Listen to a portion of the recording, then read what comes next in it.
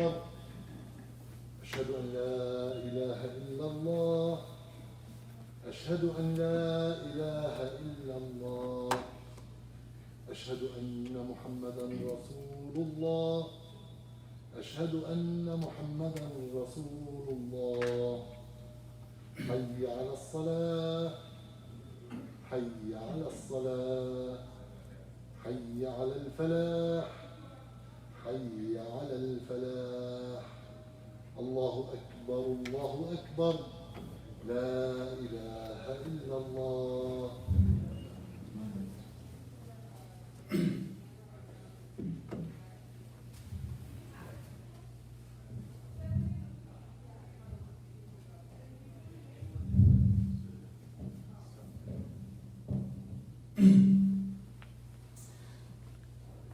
إن الحمد لله نحمده نستعينه ونستغفره ونعوذ بالله من شرور أنفسنا وسيئات أعمالنا من يهده الله فهو المهتد ومن يضلل فلن تجد له وليا مرشدا وأشهد أن لا إله إلا الله وحده لا شريك له وأشهد أن محمدا عبده ورسوله وصفيه وخليله خير رسول اجتباه أرسله بالهدى ودين الحق ليظهره على الدين كله ولو كره المشركون.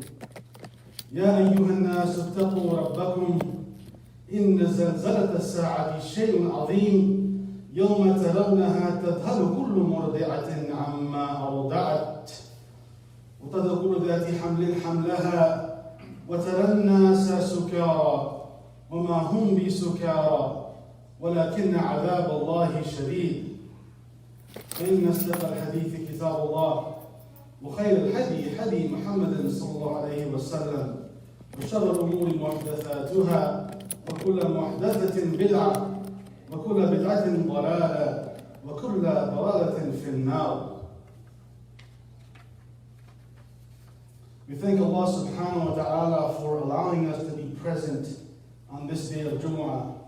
We thank Him for the bounties that He subhanahu wa ta'ala has bestowed upon us and for guiding us to the path of Islam. So back in 2010, there was a number of large research organizations that began a study.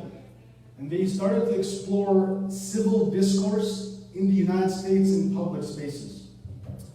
Even back then, organizations were concerned about the lack of civility in the United States and that it had far-reaching implications and negative consequences for this country.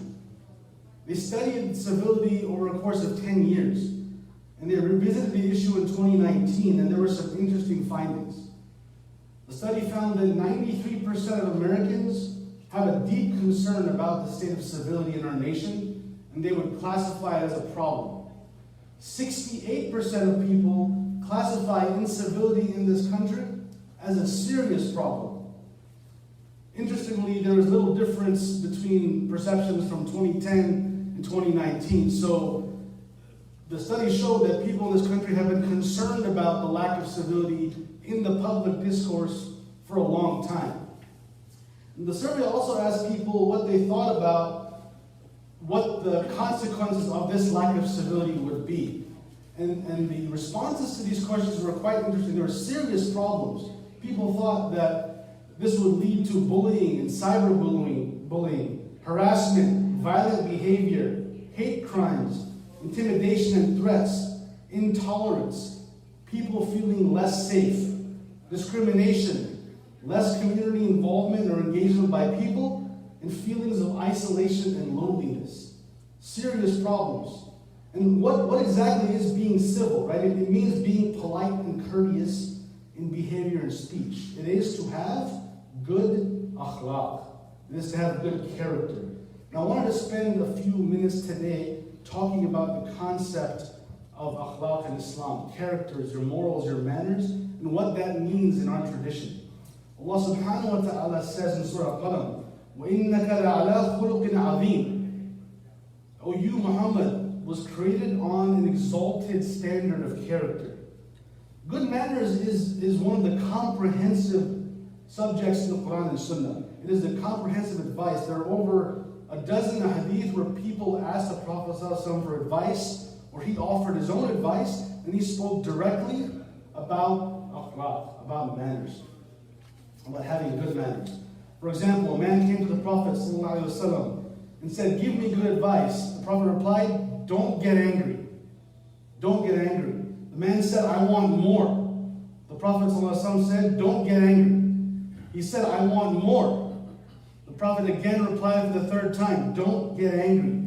Keeping calm and controlling your anger is an essential part of good manners. How many situations have we encountered in our lives, in both our private home life and public life, where escalation through anger could have been avoided, where it led to things being said, where it led to actions having been done that hurt people, that led to severe consequences? One of the last pieces of advice the Prophet ﷺ gave to Mu'adh ibn Jabal radiallahu anhu, before he went to Yemen was, be conscious of Allah wherever you are. Follow the bad deed with the good one to erase it, and وَخَالِقِ النَّاسَ بِخُلُقٍ حَسَنٍ. Interact with people in a good manner. In a good manner. The Prophet ﷺ told us that no person has been given anything better from Allah subhanahu wa ta'ala than good manners. So the best blessing that one as an individual can hope to receive is having good manners. It's not wealth. It's not status. It's not fame. It is to have good akhlaq, to have good manners. And this hadith is quite remarkable. The Prophet ﷺ said, إِنَّ الرَّجُلَ لَا يَبْلَغُ مَنْزِلَةَ السَّوَّامِ الْقَوَّامِ. The person can reach the level of the one who is sawwam al-qawwam, constantly fasting and constantly praying tahajjud. بِحُسْنِ خُلُقِهِ, through his good akhlaq. So we think of people that not just pray and fast, who constantly pray and fast. What does it take to do that? The dedication. You have to have discipline, right? You have to have dedication to be counted among people who are those that constantly fast and constantly pray. But through this hadith we learn that, and it's something that people fall short of, right? Praying all the time, fasting all the time every few days. It's something that we see as people being in the exalted eyes of Allah subhanahu wa ta'ala. But this hadith shows us that by having good character, you can be on an equal footing of people who fast all the time and pray all the time. Religiosity is not judged by external forms of worship alone. And by this hadith, we see that it is more heavily judged by how you treat other people. How you treat other people, how you treat your family, how you treat those in your control, those around you, those you interact with on a day-to-day basis. Do you smile when you see people? Do you smile? Do you reply with a smile when someone gives you salam? You give salam, receive salam. Those are a state of being. Have you ever given salam to anybody and you kind of might get a walaikum salam back, but they have a mean look in their eyes, or they just look like they want to fight you, right? I mean, having the state of salam is to give it and have good akhlaq with it. Okay? We should encourage enthusiasm. We should encourage encouragement. We should spread this. We should spread optimism. We should spread something as simple as a smile. And we all know that smiling in the face of somebody else is an act of charity. You should look people in the eye when they talk. Don't look at your cell phone. Don't repeatedly check the time. Give that person your attention. The Prophet ﷺ, even though he had a heavy mission, he had the weight of mankind on his shoulders. One of the remarkable aspects of his life was that he gave people attention as if they were the most important people in the world. He sat down with them, looked them in the eye, made a personal connection, a personal bond with them. Even to children, he went down to their level and looked them eye in the eye so that they were felt as the most important person, that all his attention was on the individual and nothing else, even though we knew what his mission was. Right? We need to reflect on this. And this is something I find myself doing for myself first and then remind my brothers and sisters, right? I mean, my child might come ask me a question. I might answer in a very hurried fashion, or, worse off, I might be looking down on my cell phone. Right? We should think about this. This is not part of the prophetic character. The Prophet ﷺ said, أَكْمَلُ الْمُؤْمِنِينَ إِيمَانًا أَحَاسِنُهُمْ أَخْلَاقًا. The best of the people are those who are the best in their akhlaq with other people. He ﷺ said, nothing is heavier on the day of judgment, nothing in your scale of deed than one's good manners. And he ﷺ in another hadith in Sahih Bukhari said, I guarantee someone of a house in the highest levels of Jannah for the one who has good akhlaq. For the one who has good akhlaq. If you can guarantee your akhlaq, then I guarantee that person will be in the highest levels of Jannah. And the man asked the Prophet ﷺ again, what is the thing that will cause people to enter Jannah the most? What is the most common thing that people can do that will make them enter Jannah the most? The Prophet ﷺ replied, two things, taqwallahi wa husnul khuluq. Consciousness of Allah subhanahu wa ta'ala and having a husnul khuluq, a good character. There was a study, and having a good character is not only good for your akhirah, it's also, has benefits in the dunya. There was a study by the American Public Health Association, and what it did was it tracked people from a young age for a period of 20 years. And they observed people and children when they were younger that had good manners, and they observed them throughout their life for a period of 20 years. And what they found, there was a statistical significance for children that exhibited good manners and the impact of the outcome in their young adulthood. In areas such as education, employment, criminal activity, substance abuse, mental health. If they had good akhlaq when younger, this translated into benefits, a measurable benefit in their older years. And we need to be careful. We need to be careful, especially in society, and those we are charged of having care of our families and of the environment. In public, personalities can be celebrated and have a loud pulpit, even though there's no akhlaq present whatsoever. We have leaders in all aspects of life who have a pulpit that they can use to spread their message through social media or whatever across a lot of people. But the akhlaq is not there. Just for example, children's television shows. If you ever look and observe a lot of the shows and you look at the characters and what they're teaching from just a lens of akhlaq, you'll be shocked. You'll be shocked. There's a lot of values and role models that are out there among society that are the antithesis of having good akhlaq.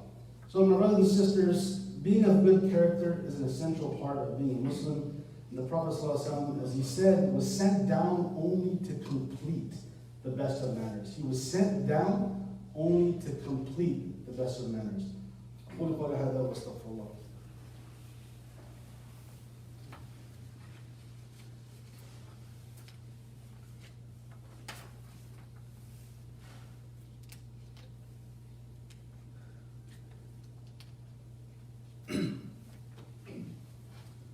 الحمد لله حمدا كثيرا طيبا مباركا فيه والصلاة والسلام على رسول الله وعلى آله وصحبه وسلم.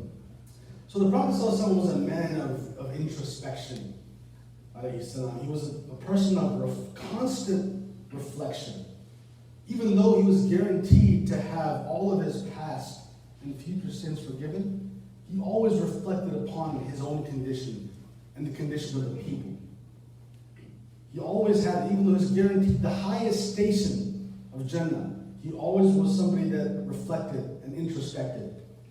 And my advice to us, myself first, and all of you brothers and sisters, is that do we take a moment to reflect? Do we pause in life sometimes? Do we look at our life and our deeds? Do we look at our actions with just this lens of akhlaq? Do we say, okay, how did we treat people today? How do we speak to them? Do we pause and look at that each night? Or every so often? Can I have treated this person somewhat better? Can I have done something else, something differently that would have given me better akhlaq? So it's something that we should reflect upon from time to time. And the Prophet ﷺ said, the ones that will be closest to me on the day of judgment are those that have the best akhlaq. The best akhlaq. And I'll close finally with the saying of Hujjat al-Islam, Abu Hamid al-Ghazali, rahmatullahi alayh. In his Ihya Ulumuddin, he says, character is a term for a firmly entrenched form in the soul, from which actions emanate with ease and facility, without the need for reflection or deliberation. Character is a term for a firmly entrenched form in the soul from which actions emanate with ease and fact and facility without need for reflection or deliberation.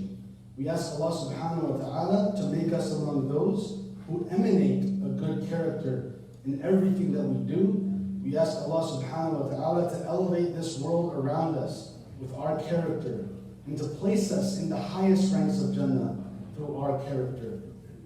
إن الله وملائكته يصلون على النبي يا أيها الذين آمنوا صلوا عليه وسلموا تسليما اللهم صل على محمد وعلى آل محمد كما صليت على إبراهيم وعلى آل إبراهيم إنك حميد مجيد ربنا آتنا في الدنيا حسنة وفي الآخرة حسنة وقنا عذاب النار ربنا لا تؤاخذنا إن نسينا أو أخطأنا ربنا ولا تحمل علينا إصرا كما حملته على الذين من قبلنا ربنا ولا تحملنا ما لا طاقة لنا به واعف عنا واغفر لنا وارحمنا أنت مولانا فانصرنا على القوم الكافرين سبحان ربك رب العزة عما يصفون والسلام على المرسلين والحمد لله رب العالمين وقوموا إلى صلاتكم يرحمكم الله.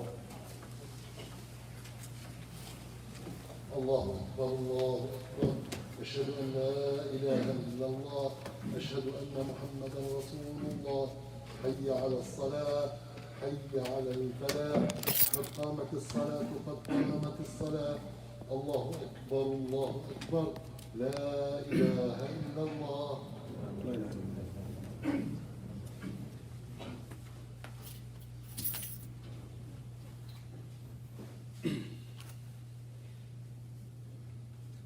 الله أكبر.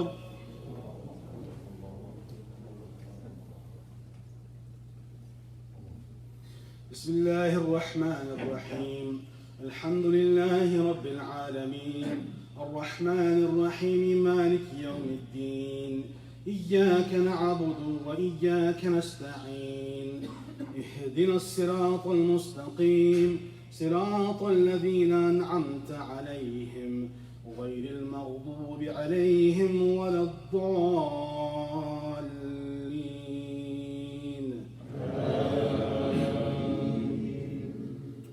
أرأيت الذي يكذب بالدين فذلك الذي يدع اليتيم ولا يحض على طعام المسكين فويل للمصلين الذين هم عن صلاتهم ساهون الذين هم يراءون ويمنعون الماعون. الله أكبر.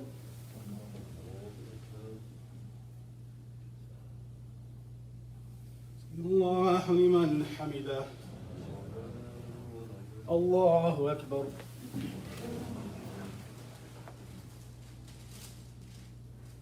الله أكبر. الله أكبر.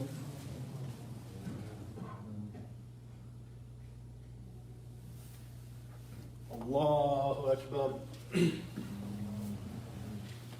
بسم الله الرحمن الرحيم الحمد لله رب العالمين الرحمن الرحيم مالك يوم الدين إياك نعبد وإياك نستعين اهدنا الصراط المستقيم صراط الذين أنعمت عليهم غير المغضوب عليهم ولا الضالين.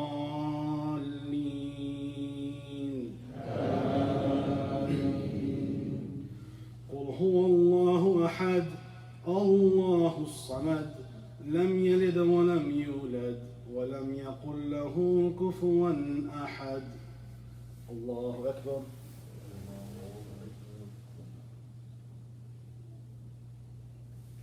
سمع الله لمن حمده. الله أكبر.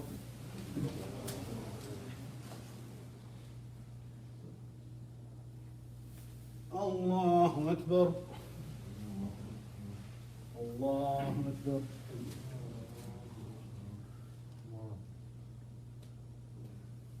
الله أكبر.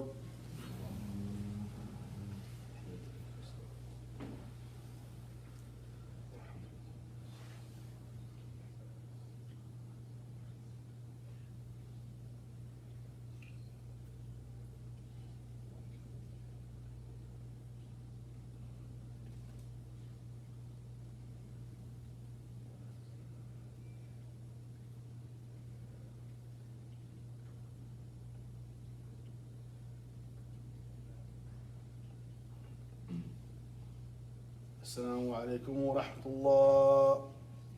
السلام عليكم ورحمة الله.